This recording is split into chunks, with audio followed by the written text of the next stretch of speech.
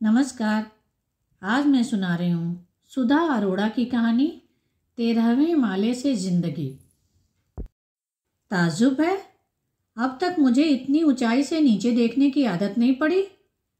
अपने 13वें माले के फ्लैट से नीचे झांकते हुए हमेशा मुझे यही लगता है जैसे मैंने अपने पति का -7 का चश्मा पहन लिया है। मैंने एक बार फिर सड़क के आखिरी घुमाव की ओर दूर तक निगाह डाली है और बालकनी में टहलने लगी हूँ।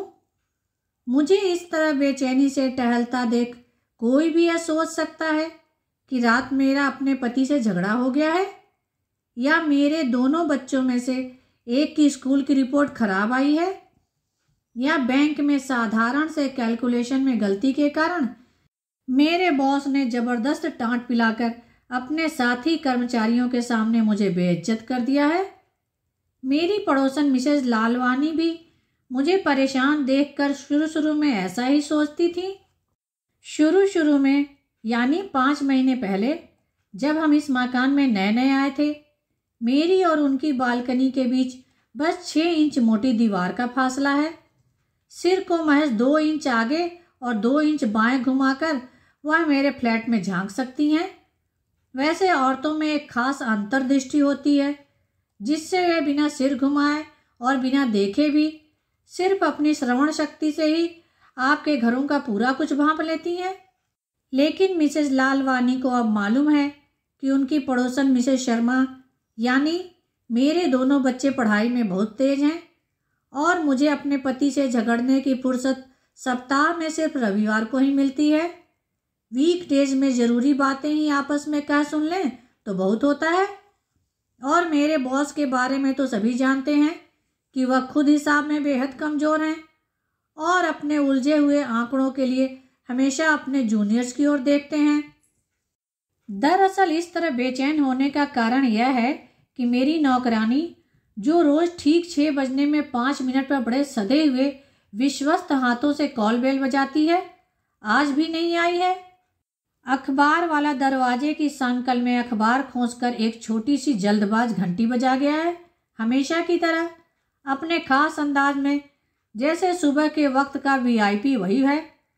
उधर दूध वाला भी सरकारी बोतलों के टूटने की परवाह किए बगैर 4 बोतलों का होल्डर दरवाजे पर झन की आवाज़ के साथ पटक गया है और 9 गज की लांग वाली धोती पहने शांतिबाई अभी तक नहीं आई है। उसके आते ही लगता है सुबह हो गई है। हमारे लिए वह खाने पीने और सोने से भी बड़ी ज़रूरत है।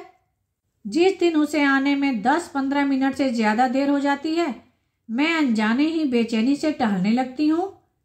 इतनी देर में दिमागी तौर पर पिछले दिन की उसकी मुख मुद्रा, हाव भाव और वार्तालाप को मैं जुगाल कर लेती हूँ कि कहीं उसने जानबूझकर परेशान करने या काम छोड़ने का निर्णय तो नहीं ले लिया। दरअसल बंबई में इन अक्खा दिवस की नौकरानियों का कोई धर्म ईमान नहीं होता। कहीं 5-7 रुपये ज़्यादा मिले तो झट इधर उधर की व्यथा कथा सुनाकर अपनी पगार वसूल कर ली और दूसरे दिन से छुट्टी। मगर सच पूछिए तो हमारा धर्म ईमान भी कहाँ होता है जब हम आसानी से किसी बेहतर क्रिश्चियन या नेपाली नौकरानी मिल जाने पर साल भर से काम पर लगी बाई को अचानक बहाने बनाकर निकाल देने में नहीं चूकते।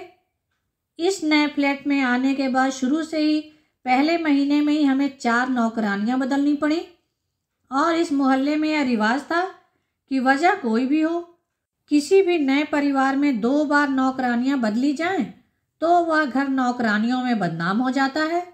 यही हमारे साथ भी हुआ। उन दिनों हमने एक क्रिश्चियन लड़की रखी तो 2 दिन बाद ही वह कहने लगी, मेम साहब अपुन को इधर बहुत डर लगता। इतनी हाइट पर अपुन का मन होता ग्रिल्स का लॉक खोलकर विंडो खोलकर नीचे कूद जाने का। बड़ी ईमानदारी से वह अपनी जगह एक तमिल भाषी मद्रासी आया दे गई। उसने भी अभी हफ्ता भर ही काम किया था कि एक दिन शाम को बैंक से लौटते ही मेरा बेटा मेरे पास दौड़ा हुआ आया और अपनी 7 साल की समझ के साथ फुसफुसाकर बोला, मम्मा आज पद्मा के पास वॉचमैन आया था और आपके बेडरूम में इजी चेयर पर बैठा था। फिर मिसेज लालवानी ने भी मुझे आगाह कर दिया। पद्मा तो चली गई लेकिन अब कोई नई नौकरानी 1304 नंबर फ्लैट में काम करने को तैयार नहीं थी। उधर हमारे घर की सारी दिनचर्या चौपट हुई जा रही थी। न बच्चे वक्त पर स्कूल पहुंच पाते, न नाश्ता ढंग से तैयार होता। इधर बैंक में मैं जोड़ घटाव में गलतियां कर बैठती, उधर महेंद्र बेवजह अपने टेक्नीशियन से उलझ पड़ते। कमरों में हर कोने में कपड़ों का अंबार और कागजों किताबों का ढेर दिखाई देता। कोई रास्ता दिखाई न देने की सूरत में मैं मिसेज लालवानी के पास गई, पर वह मेरी तकलीफ का मजा ले रही थी। नौकरानी ढूंढने के बजाय उन्होंने मुझे कामकाजी महिलाओं के उजड़ते हुए घरों, बीमार रहते बच्चों और छोटी बड़ी चीज़ों की चोरियों के बारे में उपदेश देना शुरू कर दिया। ऐसे आड़े वक्त शांतिबाई ने हमारा दरवाज़ा खटखटाया था। उसने आते ही दोनों बच्चों को अपने पास बुला लिया और अपनी भाषा में उनसे न जाने क्या क्या बतियाती रही। बच्चों में लोगों के सही ईमानदार प्यार या दिखावटी दुलार को पहचानने की अद्भुत शक्ति होती है। बच्चे मराठी भाषा नहीं समझते थे, मगर उस उजले धुले प्यार को समझते थे जो भाषा से परे था। मैं शांतिबाई से उसका नाम धाम पूछूं, इससे पहले ही बच्चों ने उससे दोस्ती कर उसे स्वीकार कर लिया था। शांतिबाई ने अपनी टूटी फूटी बम्बैया हिंदी में बताया था कि इससे पहले वह छुट्टा काम ही करती थी, पर अब वह बूढ़ी हो चली है और काम उससे ज़्यादा नहीं होता है। घर में 4 बड़े बड़े लड़के हैं, कभी उन्हें काम मिलता है कभी नहीं।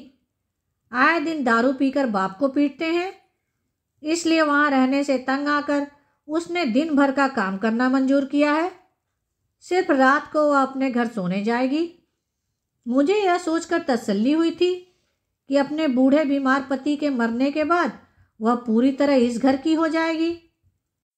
15 दिन में ही उसने सबको इस कदर अपने ऊपर निर्भर बना लिया था कि बच्चे सोकर उठते ही सबसे पहले शांतिबाई को ढूंढते। शुरू में तो मुझे हर दिन उसके न आने की आशंका बनी रहती। वह 6 के बजाय 6:30 बजे आती तो मुझे पसीना छूटने लगता कि कहीं यह भी हाथ से न निकल जाए। लेकिन 15 दिन के बाद वह नियमित रूप से रोज 6 बजे से पहले ही आ रही थी। पिछले 3 महीनों में उसने एक दिन भी छुट्टी नहीं ली थी। लेकिन अब आज तीसरा दिन था, 7:15 बज रहे थे और वह नहीं आई थी। अनजाने ही मेरी निगाह फिर सड़क पर आते जाते लोगों पर ठिठक गई है। सामने 2 छोटे छोटे बंगलों के बाद नीला समुद्र बेहद शांत और अलसाए भाव से अपनी लंबाई में फैला हुआ था। इस 21 माले की सागर संगम बिल्डिंग के सामने समुद्र किनारे दूर तक फैली रेत पर झोपड़पट्टियों की लंबी कतार एक क्रूर मजाक की तरह थी। इन गगनचुंबी अट्टालिकाओं के बनने के साथ ही झोपड़पट्टियों की आबादी भी बढ़ गई थी। वहां रहने वालों ने गांव से अपने नाते रिश्तेदारों को यहाँ बुला लिया था। अधिकांश लोग अपनी अपनी छोटी मोटी बंजर जमीन और खेती छोड़कर यहाँ आ बसे थे। इन्हीं झोपड़पट्टियों के आखिरी सिरे पर शांतिबाई की खोली थी। बच्चे उस पोपले मुंह और कमजोर आंखों वाली शांतिबाई से बहुत खुश थे। वह अपनी मराठी मिश्रित हिंदी में तलेगांव की कहानियां सुनाती और बच्चे हथेलियों पर चेहरा टिकाए एकटक उसे देखते हुए मुग्ध भाव से सुनते। रोज उन्हें वह समय पर नीचे जाकर बस में चढ़ा आती और उनके लौटने से पहले ही नीचे खड़ी रहती। अब मेरे देर से लौटने पर भी बच्चे खींचे हुए नहीं मिलते। वे मेरा इंतजार किए बिना पार्क में खेलने चले जाते। मम्मी का अर्थ अब सिर्फ होमवर्क की याद दिलाने और रात को दूध पीने के लिए डांटने वाली हस्ती तक सीमित हो गया था। मैंने चैन की सांस ली थी। नए मकान में आने के बाद नौकरानी की यह एक बड़ी समस्या थी जो अब सुलझ गई थी। अचानक मुझे याद आया, हफ्ते भर पहले उसने मुझसे रुपए लिए थे। बड़े नाटकीय तरीके से उसने मांग की थी। रात 9 बजे जाने से पहले वह गुमसुम से मेरे पास आकर खड़ी हो गई थी। बच्चे सो चुके थे और महेंद्र तब तक लौटे नहीं थे। मैंने किताब से नजर हटाई, तब भी वह चुप ही रही, जैसे अपने आप को बोलने के लिए तैयार कर रही हो। मेरे भीतर का खलनायक करवट ले रहा था। मुझे मालूम है अब तुम्हें पैसे ही मांगने हैं। नई नौकरानियों के साथ यह एक आम बात है। महीने 1.5 महीने के बाद जब वे काम सीख जाती हैं और समझ लेती हैं कि उनके बिना काम नहीं चल सकता, वह अग्रिम तनख्वाह की मांग प्रस्तुत कर देती हैं। मेरे अनुमान के अनुरूप ही वह बोली, मेम साहब, मला 150 रुपये पाहिजे। 200 रुपये? क्यों, क्या हो गया? मैंने उसके अनुमान के विपरीत उसकी मांग से बेगैर विचलित हुए पूछा। मुझे मालूम था अब वह किसी के बीमार होने या खोली का किराया चुकाने का बहाना बनाएगी। रुपए मांगने के लिए यह सब औसत दलीलें थीं जो हर नौकरानी ऐसे वक्त पेश करती थी। शांति बाई ने बेहद भरी हुई आवाज़ में अपनी कहानी सुनाई कि उसकी अकेली लड़की जना, जो इस वक्त मुल्क में है, का 5 साल का इकलौता बच्चा कामीन यानी पीलिया से मर गया। अब शांतिबाई मुल्क जाना चाहती है, वरना उसकी लड़की रो रो कर जान दे देगी।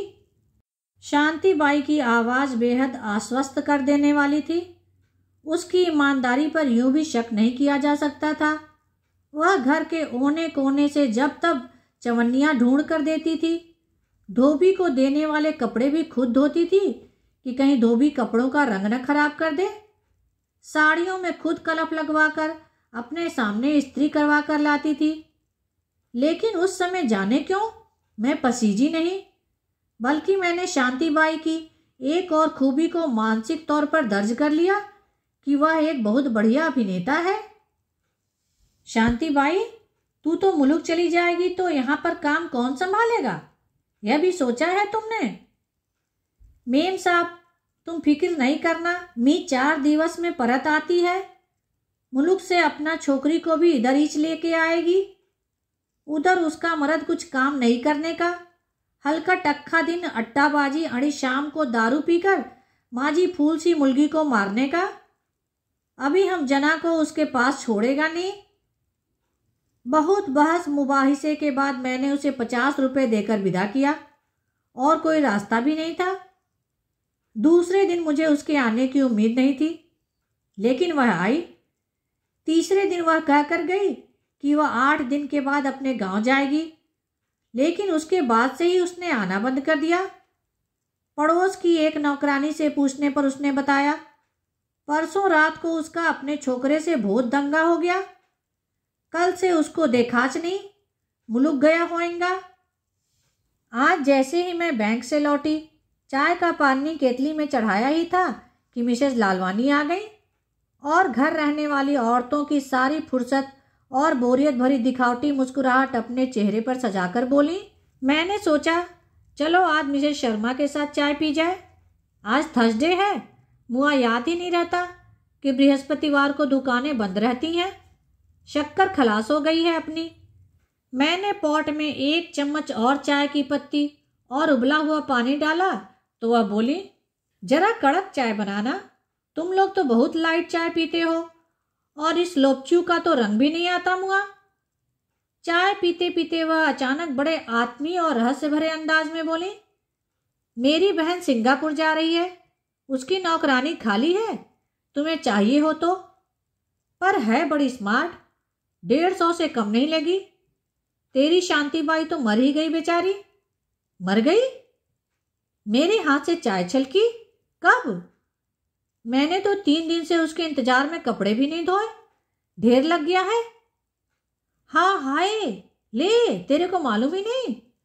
सुबह चंदा बता रही थी कि मारवे बीच पर आज उसकी लाश मिली है। पर हुआ क्या था उसे? मेरे मुंह से बेसाख्ता निकल पड़ा। अब और नई मुसीबत, मुझसे 50 रुपये भी ले गई थी। हाँ हाँ मिसेस शर्मा, उसी दिन की तो बात है। चंदा ने बताया कि बुड्ढी तेरे से 50 और अपनी खोली के मालिक गणेश सेठ से 50 ले गई थी। उसी रात उसके लड़के ने 100 रुपये उसकी अंटी में देख लिए और 5 रुपये दारू पीने के लिए मांगे। बुड्ढी ने नहीं दिए, बोली इससे तो मैं मुल्क जाकर अपनी लड़की को लाऊंगी। बस लड़के को तो दारू का भूत सवार था, खूब मारा उसने माँ को। चंदा बता रही थी कि यही उसका छोटा लड़का जब 4 साल का था तो उसे पोलियो हो गया था। 3 लड़के पहले से थे, लेकिन शांतिबाई ने अपने बर्तन भांडे दागीना सब बेचकर बड़े से बड़े डॉक्टर से इलाज कराया। अब इन लोगों में तो अपने पेट का भी कोई सगे वाला नहीं होता। लातों से घूंसों से खूब मारा उसने। बस बुढ़ी तो रात को बाहर निकल गई, 2 दिन आई नहीं तो सबने सोचा कि चली गई होगी तलेगांव, मगर आज उसकी लाश मिली मारवे पर मिली। भाई तुम लेकिन मुझे नौकरानी का जल्दी बता देना। अच्छी नौकरानियां खाली रहती नहीं हैं, 150 से कम नहीं लगी। मेरी बहन अगले हफ्ते सिंगापुर जा रही है। मिसेज लालवानी उठ खड़ी हुई। आज शर्मा साहब से बात कर लेना। अभिजीत और तनुजा को मैं भेजती हूँ, मेरे घर में खेल रहे हैं। महेंद्र लौटे तो मैंने सारा किस्सा बयान किया। इसमें इतना परेशान होने की क्या बात है? महेंद्र ने सिगार सुलगा लिया था। यह तो इन छोटी जात वालों में आए दिन की घटना है। दारू पीकर मारपीट, गाली गलौज, खून खराबा तो होता ही रहता है। इनमें खाने को होता नहीं। 6-7 बच्चे पैदा कर लिए, 2-2 औरतें रख ली। आज अपनी फैक्ट्री में अपना अटेंडेंट सदाशिव अपनी पहली औरत से पिटकर आ रहा था। सिर में पट्टियां बंधी हुई थी। औरत अलग थाने में पड़ी है, पर तुम्हारी शांतिबाई थी भली औरत। बच्चे मिसेज लालवानी के घर से लौट आए थे। आधी बात उन्होंने भी सुनी थी। तनुजा अपने डैडी के गले में झूलती हुई मम्मी से पूछ रही थी, क्यों मम्मा, वह अपनी बुढ़ी वाली बाई नहीं आएगी अभी?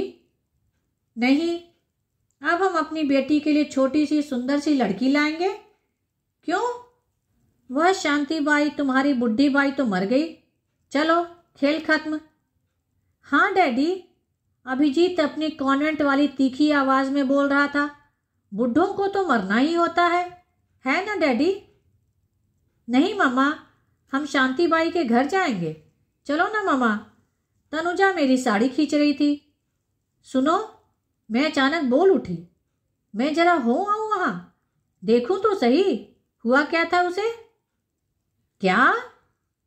महेंद्र तमतमाए चेहरे के साथ उठ खड़े हुए। दिमाग तो खराब नहीं हो गया तुम्हारा? फसादी लड़का है, कहीं पुलिस को लगा दे तुम्हारे पीछे कि इन्हीं के घर काम करती थी। 2 महीने से पगार नहीं दी तो 50 रुपए तो दिए ही थे तुमने। घर उठाकर थोड़े ही देना था, अब भूल जाओ उसे। मैंने श्रीनाथ को कह दिया है, यही महात्मा गांधी बाड़ी में रहता है। कल परसों तक एक लड़की ले आएगा काम के लिए। तब तक चलाओ किसी तरह। 2-1 दिन की सिक लीव ले लो। रात भर मैं करवटें बदलती रही। अब नए सिरे से फिर नौकरानी तलाशो, फिर उसे सिखाओ पढ़ाओ, फिर उसकी जासूसी करो कि उसका कोई आशिक तो नहीं, उस पर भी टिके न टिके। तड़के सुबह मुंह अंधेरे भयंकर शोर से मेरी नींद खुल गई। रात भर गहरी नींद आई भी नहीं थी। दिमाग पर एक वजन सा था जैसे। आंखें मलती हुई मैं बालकनी में आई। समुद्र किनारे रेतीली जमीन पर झोपड़पट्टी से अजीब सा शोर उठ रहा था। हवा में कुछ लाठियां लहराती दिखाई दे रही थी। सहसा झोपड़ियों की टीन टप्पर झन की आवाज के साथ इधर उधर पटके जाने लगे। झुग्गियों की पूरी आबादी जैसे सड़क पर आ गई थी। लोग दोनों हाथ ऊपर उठाकर चिल्ला रहे थे। औरतें चीख रही थीं, जैसे कोई धर्मयुद्ध हो रहा हो। पल भर को मुझे लगा किसी बड़े बजट की फिल्म की शूटिंग तो नहीं हो रही है।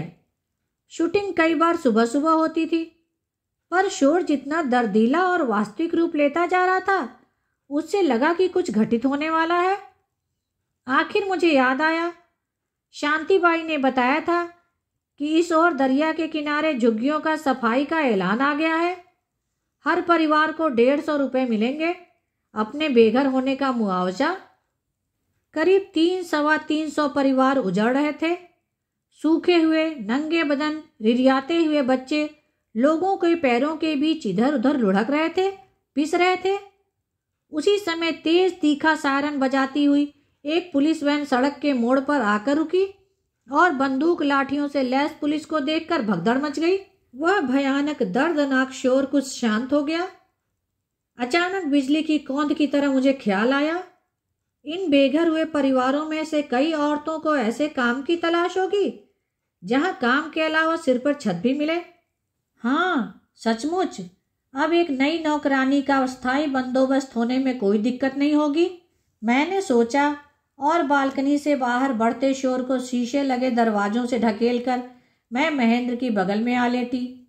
नींद से पलकें बोझिल हो रही थीं। सोते हुए महेंद्र बिल्कुल बच्चे से मासूम लग रहे थे।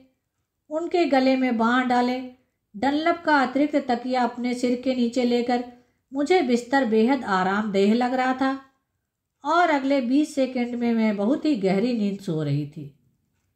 धन्यवाद। कहानी को लाइक करें और शेयर करें।